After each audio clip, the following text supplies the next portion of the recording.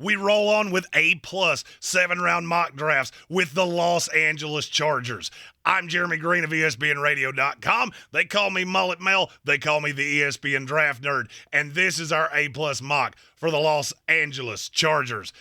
If you ask me, the best thing you could possibly add is the best player at the position of your two biggest needs, and that's what I've done for the Chargers. We got a trade. We don't have many picks, but we got a high-value class. Let's get into it. With the first-round pick, number 21 overall, Bijan Robinson, running back out of Texas. Now, this is projection. There is a rumor right now that the Atlanta Falcons are targeting Bijan at 8. I feel like the Chargers are his drop-dead spot. This is the best-case scenario for every team. Best-case scenario for the Chargers is that they're able to sit right there. Nobody makes the move up. There is a report out from Jeremy Fowler today that some teams view Jahmyr Gibbs as better than Bijan Robinson. A, I don't believe it. B, if they do, they're on drugs. Because Bijan Robinson is the best running back prospect I've seen since Saquon Barkley, and it's not really even all that close. I think he gives you the between-the-tackles runner that you have not had with Austin Eckler. I do think Austin comes back for a year and then walks away next offseason. But Bijan is your long-term solution in the running back room, really dynamic, great pass catcher, and makes this offense even more multiple. Now we have a trade. The Chargers have number 54 in the second round, number 85 in the third round. I have them moving up to number 36 with the team they share a stadium with that desperately needs more draft capital, the Los Angeles Chargers. And they get up there to select Mazi Smith, 6'3", 323-pound nose tackle out of Michigan. I absolutely love this kid. Hyper physical. I think he has the ability to be one of the best nose tackles in this league. You're just going to have to rein him in. He's very strong. As I said, the athleticism is crazy.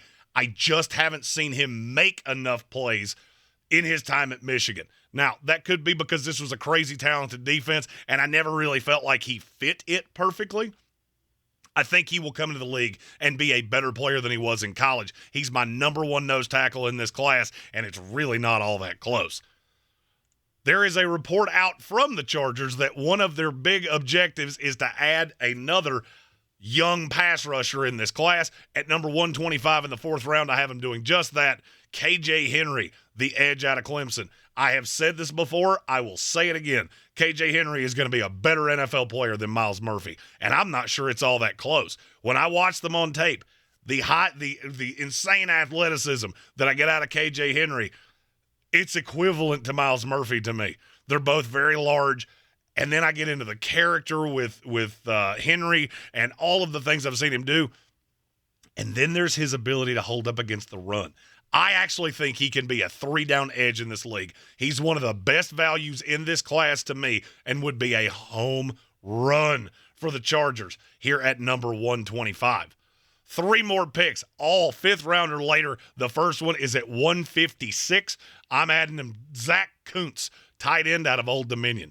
Is this kid raw? Yes, he is. 6'7", 255 redshirt senior out of Old Dominion.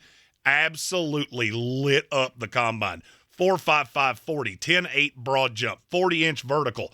Everything you could ever want from a move piece tight end. I think he can play with Gerald Everett for a year. This gives them some high-end speed up the seam. Don't worry, I'm not done adding that. I have not forgotten about receiver. Gives them a big piece, allows Mike Williams, Keenan Allen, Josh Palmer to continue to do their work. I've got Bijan and Eckler coming out of the backfield. Now it's a buffet of where Mr. Herbert wants to throw the ball. The thing you got to understand, this kid's only made 15 starts in his entire career. That's unsettling to me as a redshirt senior. But if you're able to house in this and round this talent into form, this could be one of the best value picks of this draft. Number 200 in the sixth round, another kid that I am wild about and was a member of the 2023 Amon-Ra St. Brown team of players that I am much higher on than the industry. Rakeem Jarrett, wide receiver out of Maryland, 6 foot, $192, 4.4 40 guy. He's a slot guy. I think this is the ultimate replacement to Keenan Allen. I have had a ton of Charger fans tell me we need more speed on this offense. I get that. That's why I'm adding Bijan. That's why I'm adding Koontz. That's why I'm adding Rakeem Jarrett. Now, you're going to have to teach this kid to run a route because he is really lazy in his route running. But he reminds me a lot of Stephon Diggs. I know it's a lazy comparison, but just hear me out. Yes, they both went to Maryland. That's not why I'm saying that.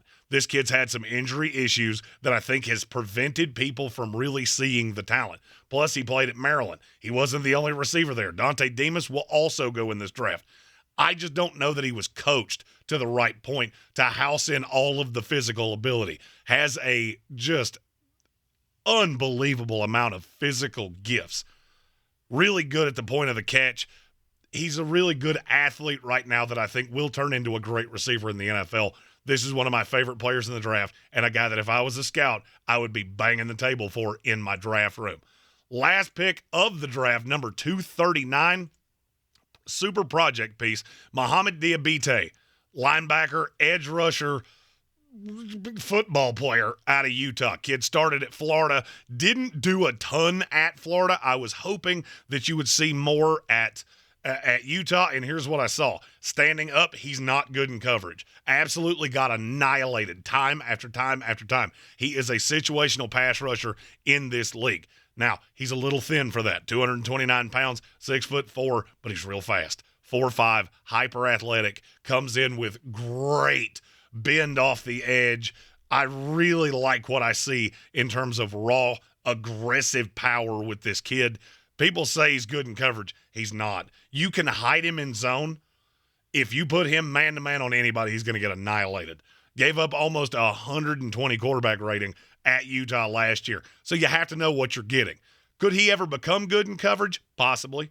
It's entirely possible, but you're going to have to coach it into him, and that's the reason you're able to get him this late with your final pick for the Los Angeles Chargers at number 239. If you love these picks, if you hate these picks, if you just want to call me a big mulleted dipshit, feel free to do that in the comments. We will have my 7-round mock draft, every pick of the 2023 NFL Draft, how I think it will go. That's coming out on the channel over the course of this week, leading up to us being live right here on YouTube for every pick of the 2023 NFL Draft. I am Flostradamus Jeremy Green, the ESPN Draft Nerd.